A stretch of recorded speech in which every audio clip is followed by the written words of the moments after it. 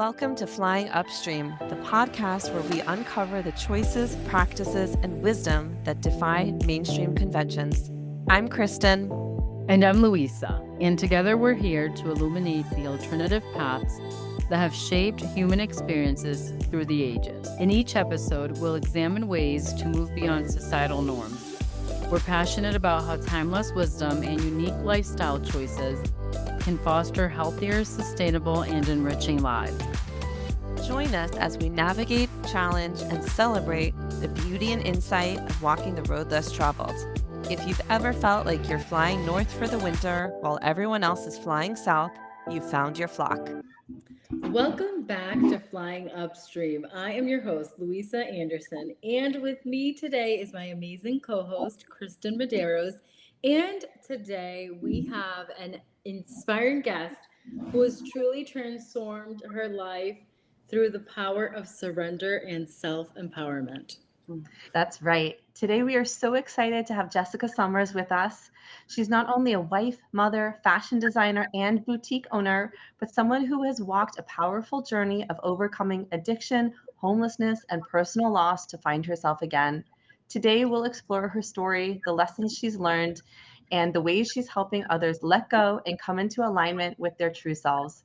Through her own experiences, she's learned how to let go, surrender, and come into alignment with her authentic self. Welcome to the show, Jessica. Hi, thank you. Thanks for having me.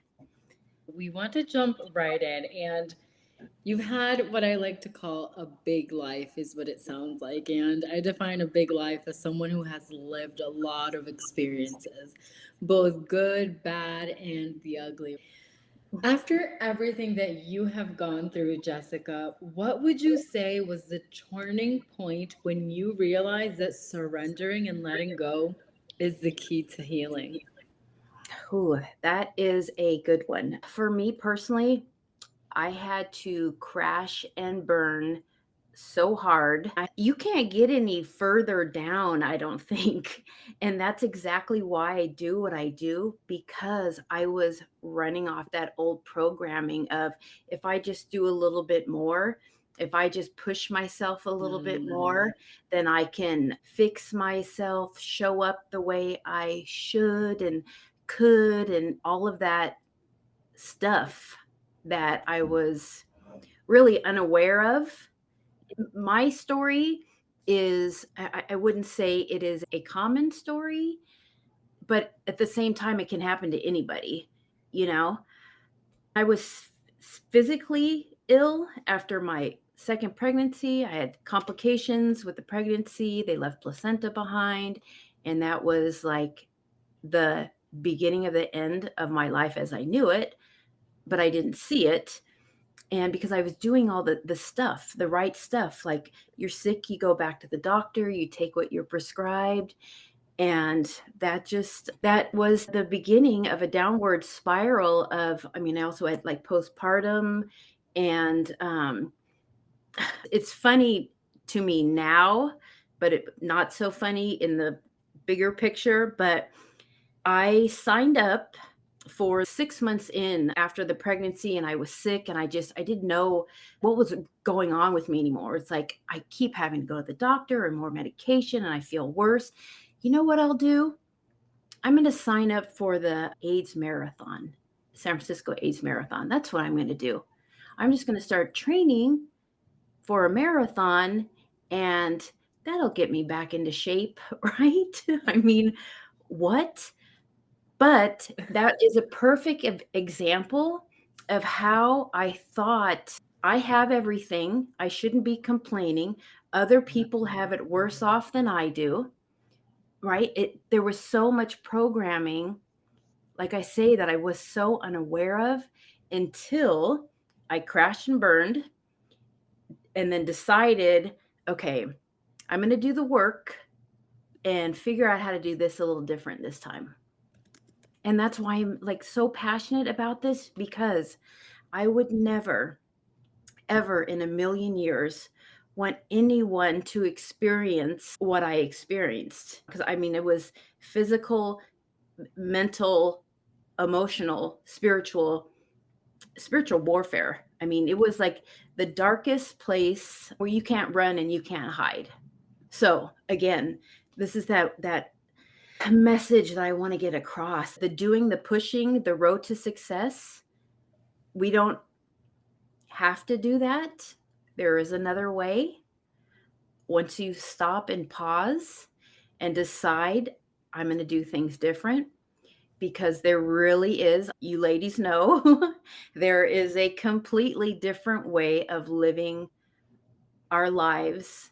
And not only for the betterment of ourselves, but for those around us. Because once we do the inside job, we lead by example and allow others to do the same. Yes, you're speaking my language. And And I didn't know this stuff before, but I do now. I think it's really important just to point out with what you just said, that we are conditioned to do more, keep going, right? You said you were at a really a serious point in your life, right? You were sick, you were having postpartum depression. Like, that's all big stuff there. And then on top of that, society is telling you, hey, you know what you should do? Don't step back and take care of yourself. You should train for a marathon, right? That is the signals we're getting. That's the push we're getting. And it's true for everybody. I think that's especially true for women and mothers. That must be able to do it all vibe is what is just forced upon us all the time, and how sad that is. So I want to acknowledge the fact that you did notice what was going on and say, like, okay, this is definitely too much. I cannot go down this trajectory anymore. And I need to take a step back and not only do what's right in the eyes of society, but do what's right in the eyes of my own self. And I hear that coming back. And we mentioned earlier the importance for you in coming to alignment with your true self. So we know a little bit now how you've taken that path for yourself. I'm curious to know how you help others navigate that journey, especially when they're struggling with their own challenges or fears. That's the big one, to start unlearning some of that stuff, right? To really question, like, okay, we have to get real and honest here. Nothing changes until something changes. So you have to decide, like, okay, I'm going to do this thing. I'm going to, because I see this all the time, and I get it too, because I was in that same place. We're afraid of the unknown. I mean, we're incapacitated in that. And I hear people say it all the time. I don't even want to know what that is. That's man made. That is all man made stuff and an illusion, right? Because, like, our safety, it's like we have this image of things. Well, if this were to happen, we'll be fine, right? All of these things that we tell ourselves, these stories, big and small, it's not real. Even if we don't understand what that means, just to acknowledge that just for a second, that, okay, maybe there's something in that. So I'm just going to try. I'm going to try to look at myself and be honest with, what am I saying to myself?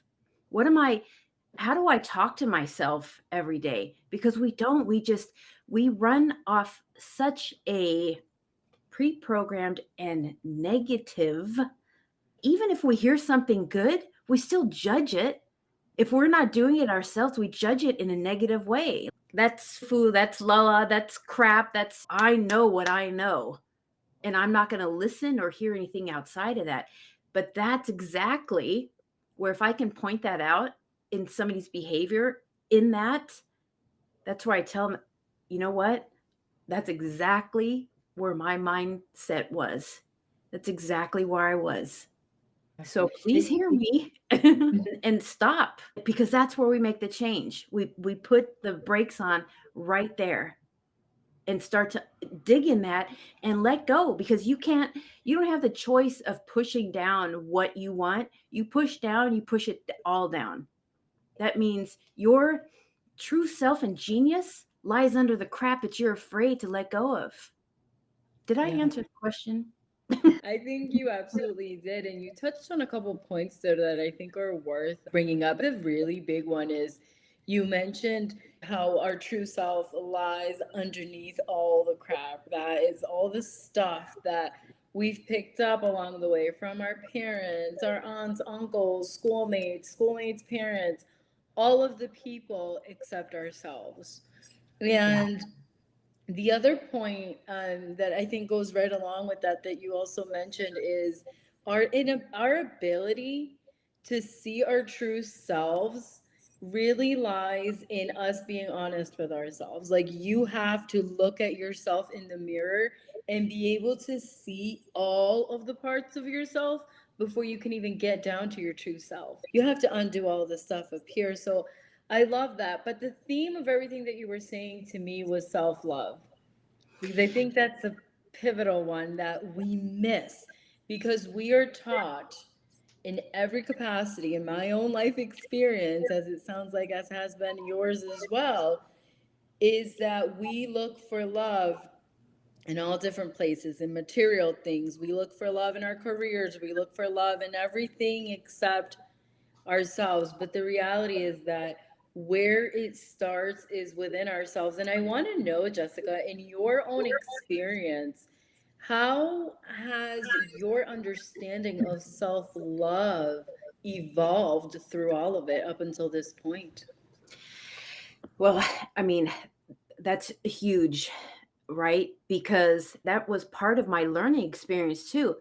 I didn't even know that I didn't know what that even meant, right? Like self-love, what does that even mean, kind of has a little ring or like a little tinge of with like a negative thing. Like what does that mean even, But once I started doing the work, it's like, oh, let's pull back the layers.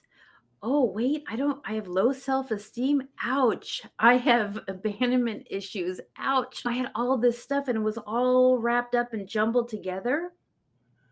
So when I started pulling those things back, I started to really learn about me and appreciate myself for who I really am Yeah. and love myself instead of what I've been taught of this is right, this is wrong, this is good, this is bad, with this black and white thinking, which actually, again, once you start peeling back the layers, you start to unravel and untwist that story.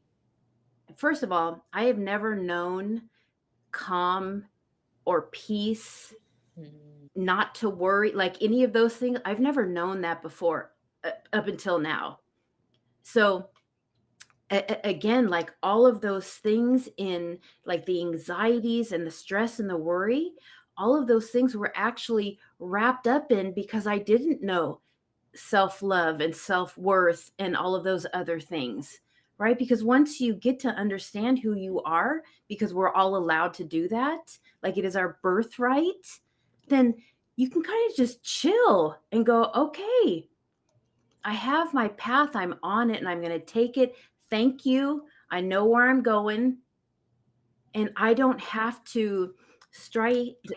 I mean, again, I keep thinking like worry. I just remember how much I worried all the time that I was on a race to get to, I don't even know where, but I was in a hurry to get there. So, yeah, self love is huge because there's another thing too, people pleasing. I was a big people pleaser. So, again, it's like I wasn't loving myself, I was giving it away to everybody else. Mm. How many of us can, and I've seen it, a lot of us have picked that up somewhere on our journeys, that to care, to be a good person, a caring person, you have to give that away to somebody else before you give it to yourself. And isn't that, if you think about it, kind of a backwards way of thinking? It's like, if I give everything away, how am I supposed to show up for anybody? Isn't it more of a, I mean, isn't it kind of powerful actually if we all take care of ourselves to the best of ability that we can, so then we can show up in even a better way for others. This is bringing it up for me is the concept that you can either be your true authentic self or you can be accepted. And most people, I think, choose to be accepted because we want community, we want support, we want to feel loved, even though it may not be true love that we're receiving, we think it is. And Yeah. so people push down that authentic self, and that's what you're talking about, right? But what they don't realize is that as soon as you swing the other way and you just be yourself, whoever that is, that's when you find your true community. That's when you get your self love and elevate yourself to the next level. Yeah, I feel like that's exactly what you're talking about, but it's so hard to explain that to somebody when they're kind of in it. Yeah. Right, especially when you're in it. This is a real kind of a testing of faith, really, is you can really jump and know it's going to be okay because you stepped out a little bit, right? Out of the comfort zone that you were in. If you could just understand too that, like, I mean, kind of what you're saying too, like that comfort, like it's not it's not real, and it will get tested. I just remember a article that I wrote not too long ago. At the end of it, it said, if we could just step out of our comfort zone just a little bit and jump with all the faith in the world, knowing that your higher self is there waiting to catch you. And I believe that wholeheartedly now. Every time I step into the fear, I question, is that old? Is that real? And right now it's all old. It's all old stuff. And I go, okay, let's do this. And it's every time I do it, I get to leave the past behind and step into my future. And that I love goes that. into too, it's like what I'm trying to help others too, but you have to be where they're at. So I can't force my own journey on them and my, well, this is what I know. It's how to say all of these things to match up to where they are on their journey, where they go, oh, I heard something in that. Because once they do one little step, we kind of start jonesing for it. Right? It's Mhm. like, okay, I want a little bit more of this and a little bit more because the more out of it you get, the more you realize too that, okay, maybe we're onto something here. Maybe that is true, that this is not real, an illusion. And I'm not really safe. And we get told we're loved by being told. How about I come over here and I'm Mm. shown it because it Oh, feels good.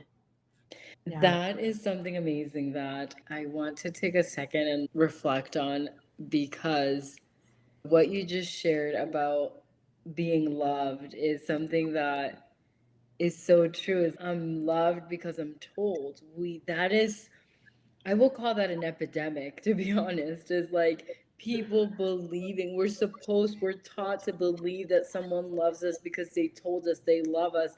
And I Yeah. feel like there is so much power in those words that you just said. I've never heard it said that way. But how about you show me? Like, you don't even need to tell me. Just show me. I feel like we would have so much less suffering if we all had that notion that, hey, love is not being told that you are loved. Love is felt, love is actions, love is shown in so many other ways. Not that being told is not important, but that shouldn't be all of it. And also, so important that we're not going to get love. I'm a big believer in that energetically. Everything that we get, we are attracting because that is what we are putting out. Yeah. And if we are not receiving love to the level, extent, and depth that we should be expecting it, then that means that there's still work that we need to do within us, because I think people are like looking for it outside. Yeah. That needs to come first before we go seeking and trying to pay attention and trying to accept verbal love from other people. Awesome. I'm glad you heard that too, because I think it's really so important because if we're feeding off of each other in the way that we're being told, then we question ourselves in not responding in the way we're actually being told, right? Well, this is what I do for you. I told you that I love you. And then you scratch your head and go, why do I feel like shit? And then we question ourselves. Yeah. Yeah. So it just perpetuates this mixed messaging where we don't find ourselves in that. We just show up how we think we need to because we're being told so. Exactly. Okay, Jessica, I want to pivot a little bit. We're going to switch things up here a little bit more. Yes. We want to keep getting to know you and kind of in a different way. So we're going to do some rapid fire questions. Are you ready? Here we go. Okay. What's the first thing you do when you wake up in the morning to set the tone for your day? So I would be a liar if I said 7 days a week, but I try to do this. I try to do this every day because it really is. I have built up to this, and this is my go to. So it is my morning meditation walk. I've come from a place to where my depression and my sickness and all that, where I was bedridden. I couldn't get up, I couldn't move. And then, of course, when I did, like the old extreme self of me was like, okay, let's do this. But I couldn't sustain it. So I came back down again and just started with going to the corner. And when I started this new like baby step thing, it made me more aware of how intentional I can do things. And so, what I mean by that is awareness is everything, right? I was aware of my surroundings. I was aware of watching the sun come up and the birds in the trees and the messages, the receiving, and what I allowed to come to me, the state of being in gratitude that I was able and still am able to start my days off like that. I mean, it's not only exercise, I'm outside getting fresh air, the vitamin D, the what, there's so many things in that. And I set my intentions for the day. Like I say, it is a state of being. It's gratitude. It is my prayer. It's my meditation. It's my everything. I And love it that. sets me up. I love that. That's beautiful.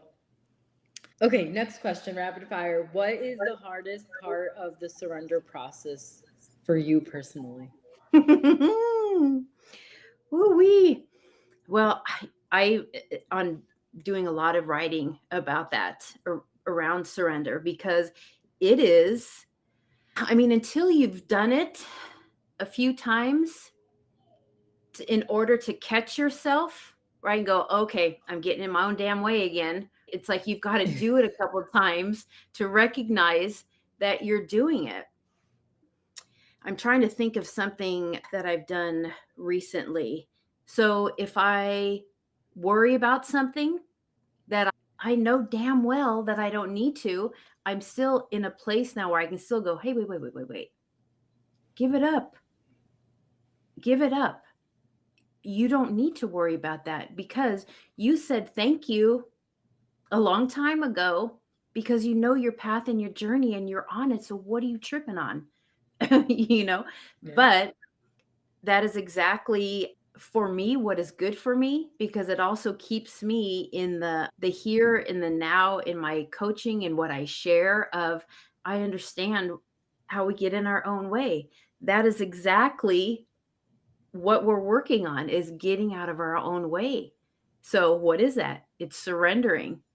It's like the death of the ego self and just get Mm. out of here. And that's hard because we have been taught like I know what I know and nobody's going to tell me any different.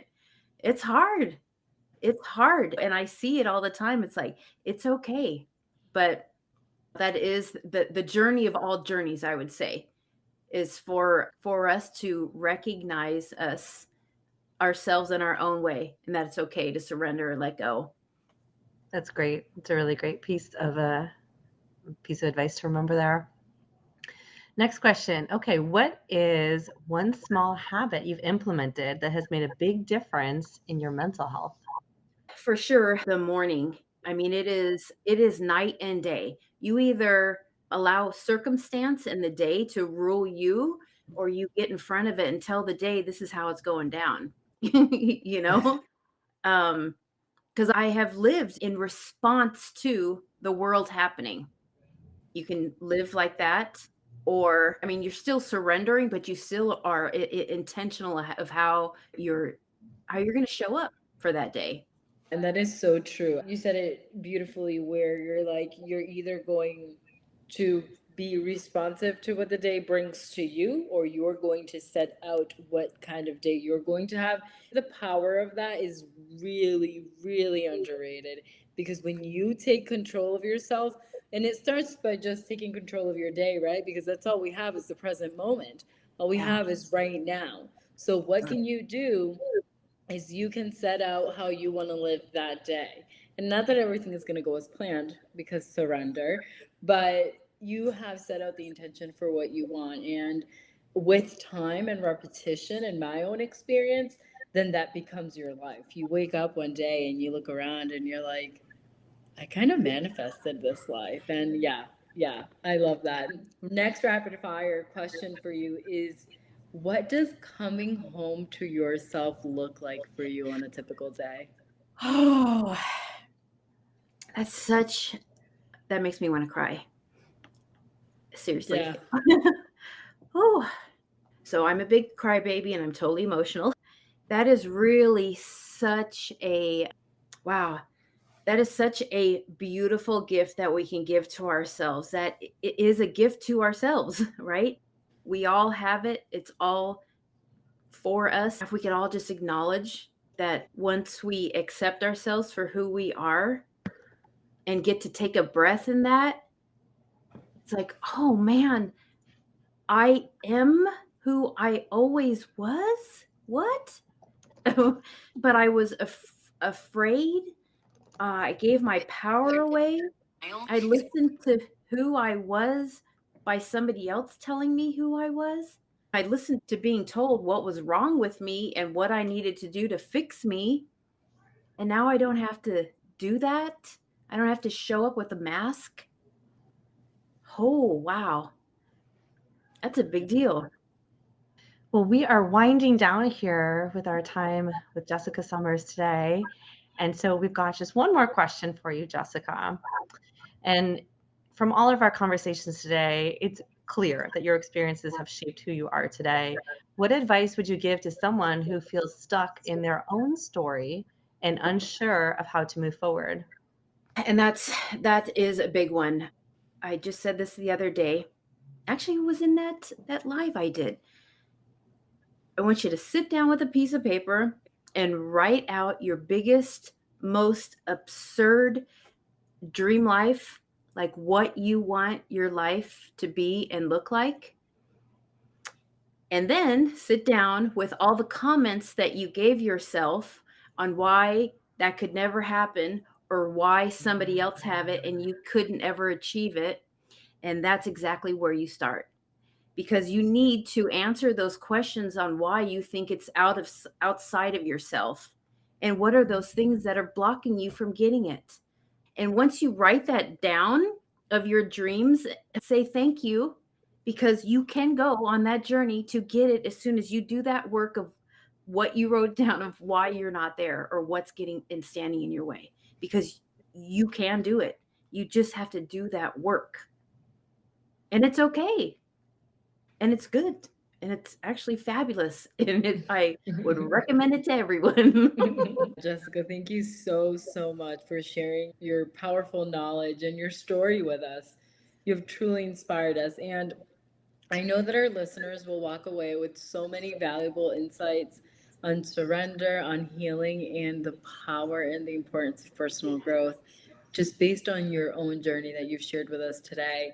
Your journey really is a testament to the strength of the human spirit, which I think is something that we can forget very easily with everything that conventional media and society puts on us that we just decide to walk with. So today, Jessica, we're so grateful that you joined us. We're so grateful for your wisdom, and we are grateful for all of the experiences that brought you to be here and share your journey with us today. Yes. Thank And you so much. I could not agree more with you, Louisa. And for all our free spirits out there, if you've enjoyed today's episode, be sure to share it with your friends and family. Don't forget to subscribe so you never miss an episode of Flying Upstream. And for show notes, resources, and more from today's episode, visit our website at kristenmaderos.com/podcast. Thank you so much for being a part of our community. Until next time, keep questioning, keep exploring. All right, free spirits, that's all the time we have for today on Flying Upstream. We hope this episode sparked your curiosity and ignited a desire to explore the extraordinary paths less traveled. Even when the current feels strong, a whole world of possibilities awaits. We'll see you next time on the other side of mainstream. So keep questioning, keep challenging, and most importantly, keep flying upstream.